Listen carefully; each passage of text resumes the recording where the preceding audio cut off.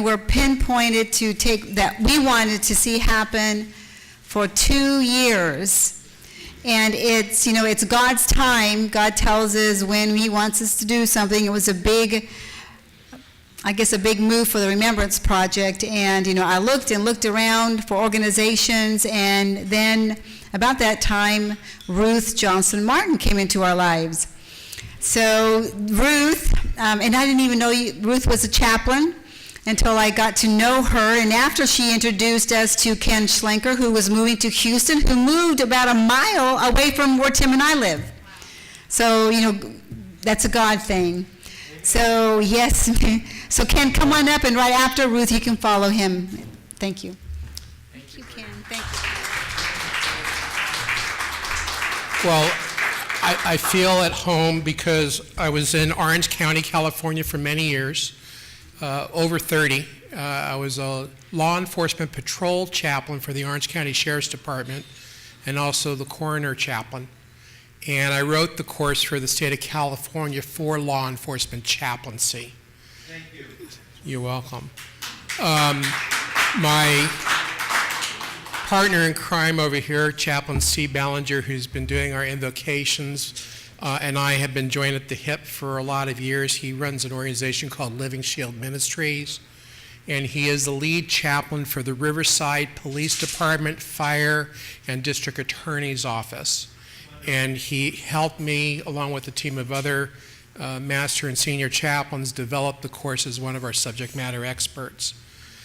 I don't know how familiar you are with chaplaincy, but if I may, I just want to give you a little tidbit of what it is and who we are and what we do. My family, I actually grew up, I was born in New York, but I grew up here in Northern Virginia. So this is home. My mom and family is in Woodbridge, Dale City. My wife's family is from Lake Ridge. And growing up, I come from a Jewish household. My family's from Israel on my mom's side. And I'm a convert from Judaism to Catholicism to Protestant. So I've gone through a big change here. There's a passage that in the Christian scripture, Christ was asked what the great commandment was, is to love the Lord your God and to love your neighbor as yourself.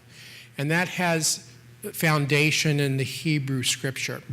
And that word for love, without getting into all the grammar, means a self-sacrificial, other-focused love.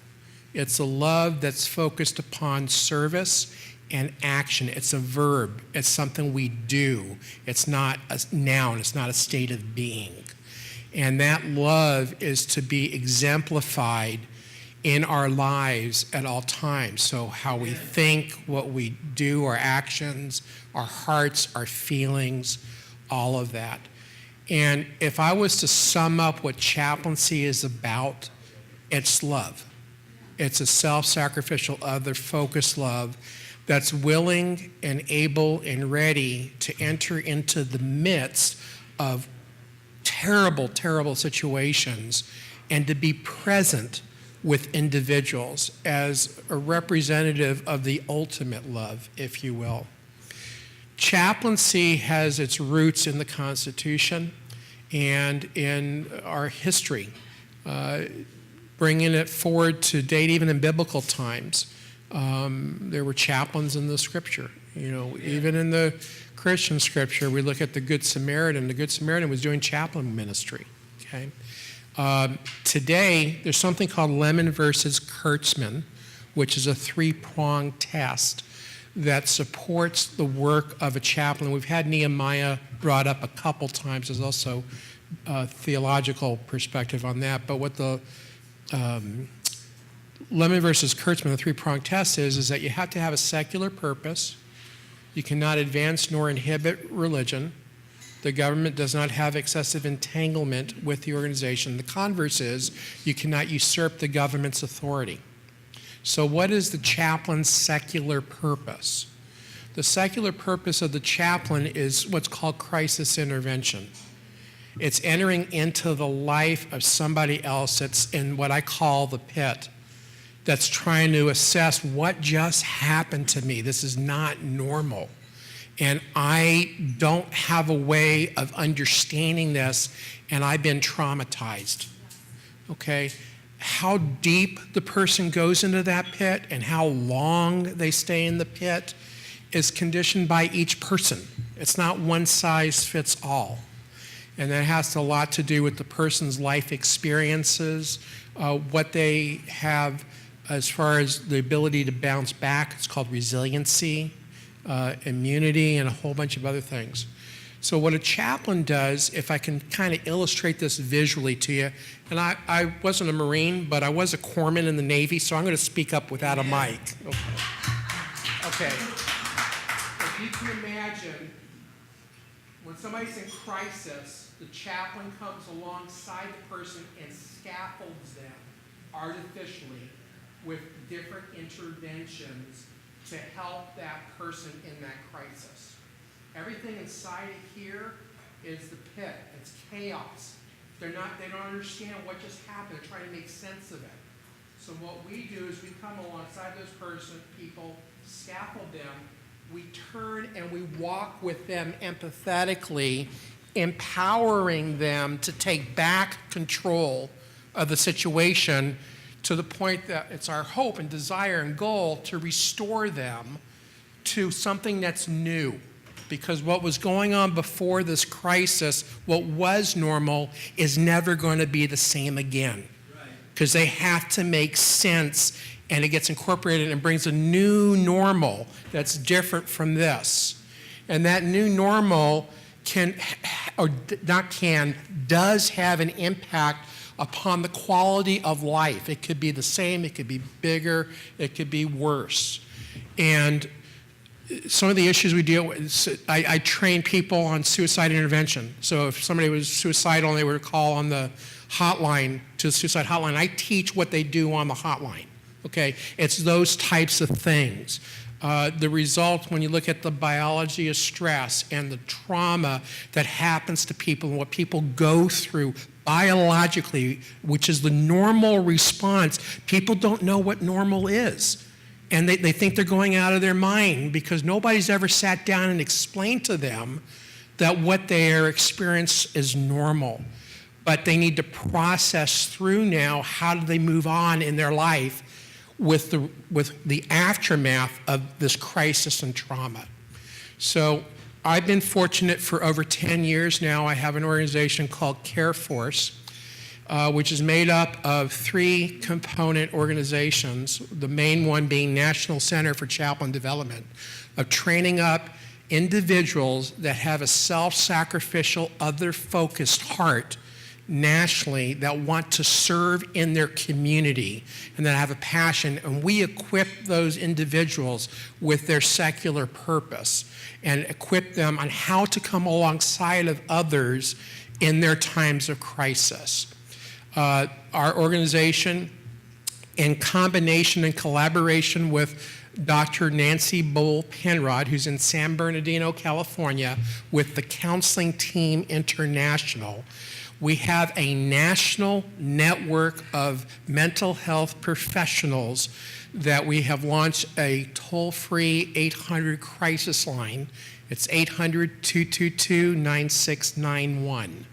That our hope and desire and our goal is that this is focused for the families that have been impacted as a result of crimes committed against their loved ones from illegal aliens, to be able to have a response vehicle to these families. But we need your help because we need to know who they are because there's no reporting mechanism in place.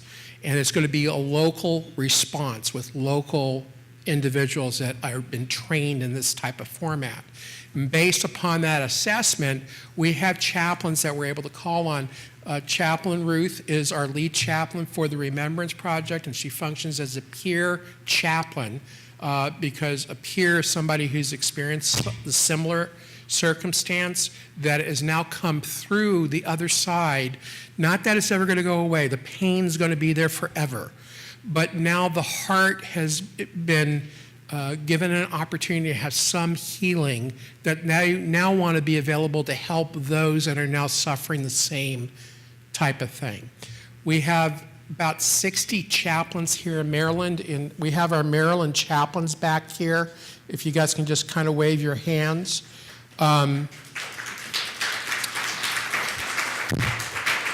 They have been here and will be here for the rest of the day, so that if you just need, this is tough. I can't even imagine what's going through your minds and being able to hear everybody that wants to do something and things aren't happening. It's like slapping you in the face over and over again and causing you more and more harms. And sometimes when that happens, it causes things to surface. We don't want you going out of here being harmed.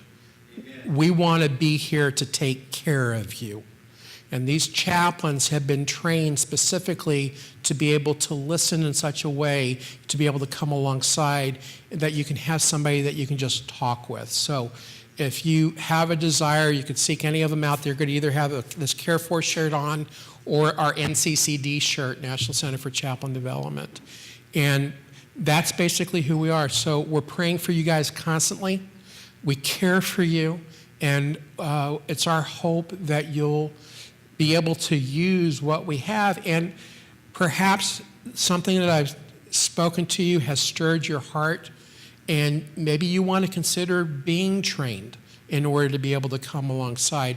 And that's our hope and desire also, because what you guys are going through and have been through is it's terrible, and it's very unique, and people don't understand. And instead of having to repeat over to people that don't understand, we want to be able to learn from you as we're able to help come alongside of you as well, so that we can be better servants to you. So that's our heart. Moving from California to Houston, and having come from here, I'm like all over the country. It's kind of a mesh, but in moving to Houston, I just became a professor at one of the seminaries down there, and we're developing some undergrad and graduate courses also in chaplaincy that will be online. So it's our hope to be able to make it easy for people like yourselves if you want to get training. I'm trying to work out the mechanism for that as well. So with that, I'd like to bring up Chaplain Ruth to talk with you more from her perspective, and just thank you so much for your time, and you're loved. God bless. That was just another amazing speaker at this amazing event. I'm so proud of Maria and Tim for putting together this. Absolutely. You know, the reason I decided to become a chaplain, most of you know, I was married to a police officer, and just 5 months after we were married, my husband was shot. The first year of our marriage, he was in the hospital every single day. And I used to carry around my yoga mat, and I'd sleep next to his bed. He was told he would never talk again or walk again. I was prepared many times to get everything in order. They didn't believe he was going to survive this.